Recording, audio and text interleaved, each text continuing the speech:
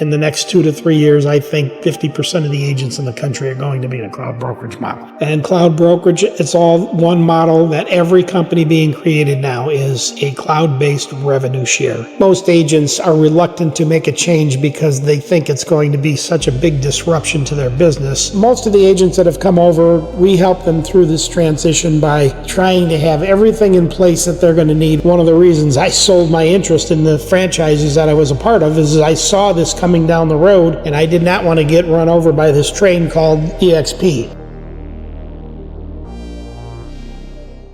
In the 30 years that I've been around this business, the one thing that has been most important to me is the business model itself. What is the business model of the real estate brokerage you're with? We've moved around a couple of times over the years because as models changed and got better for the agent, we made a move. Back in 06, we went to Keller Williams because that was the best model for the agent at the time. Here we are 19 years later, been at EXP for 3 years, and it is absolutely, the cloud brokerage model is the model of now and the future, of course. In the next 2 to 3 years, I think 50% of the agents in the country are going to be in a cloud brokerage model. It just makes so much sense. All of the expenses between the company and the agent have been eliminated for the most part by the elimination of the franchise and the franchise owner and all the infrastructure in between.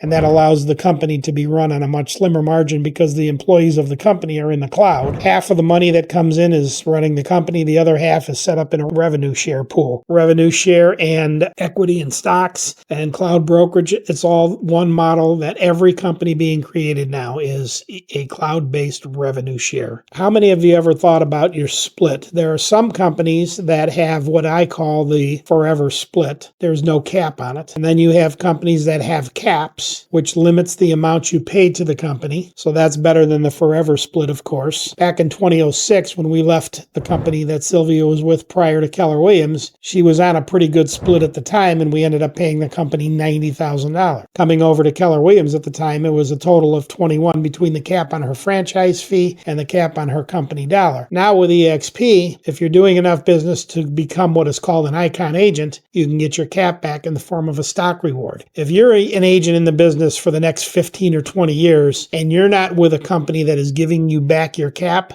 in the form of a stock reward, you're leaving hundreds of thousands of dollars on the table that would have otherwise went to the brokerage owner, the franchise owner, and all of the expenses between the company and the agent. So I just, it boggles my mind. And of course, it takes time for agents to catch up with the latest trends, but the model that we're in is absolutely the best model for an agent right now.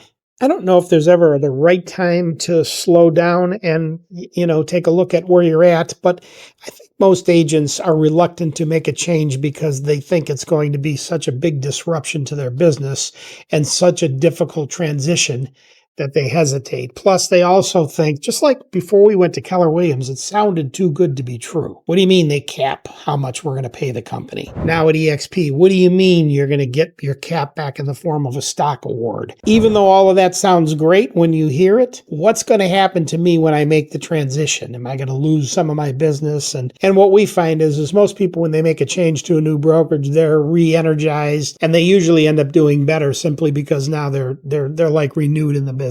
I think agents have the fears of leaving a brokerage on, because there are some companies that will keep their listings. There are some companies that will charge them more money of the business they have in pending. Most good companies don't.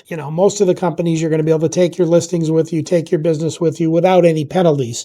Now, as some of these companies that don't have those policies in place, as they start to lose people, I think they may put things in place that will penalize an agent for leaving. The brokerages are always looking for a way to try to keep people tied to them. And one of the ways is by, unfortunately, it sounds crazy, but actually punishing them for leaving. So most of the agents that have come over, we help them through this transition by trying to have everything in place that they're going to need, whether it's new marketing, their listing presentation, their buyer presentation, all of the things that they're going to need with all of the new logos and all their marketing materials in place before they would actually ever start here. What most agents don't understand is you're doing the same business. there's really not a whole bunch of difference between doing business at EXP and any of the other brokerages.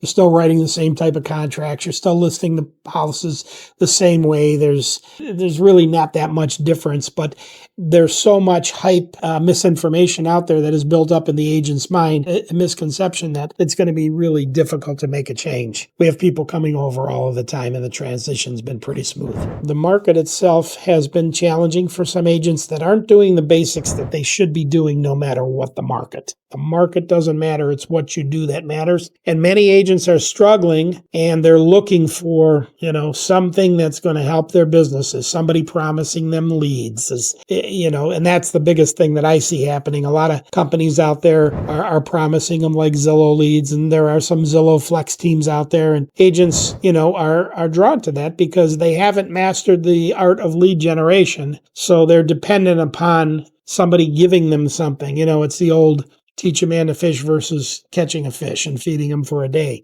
This business is all about what you own. You'll be successful. What you don't own and you're dependent upon somebody else ultimately is gonna hamper your growth in the business, if not your demise. The EXP platform allows you to grow your business as large as you can. I mean, we didn't have that many chains on us at the other brokerages either, but the problem is when other brokerages try to compete with the EXP model, what they're doing is they're basically cutting their own throats by making special financial deals. And as a former franchise owner, one of the reasons I sold my interest in the franchises that I was a part of is I saw this coming down the road, and I did not want to get run over by this train called EXP or the cloud brokerage model. I was telling somebody the other day that you go in Macy's now, and Toys R Us has space inside of Macy's because Toys R Us couldn't afford the bricks and mortar. Macy's, probably the strongest of all the department stores out there, and they're struggling. I mean, it's just the time that we live in right now. It's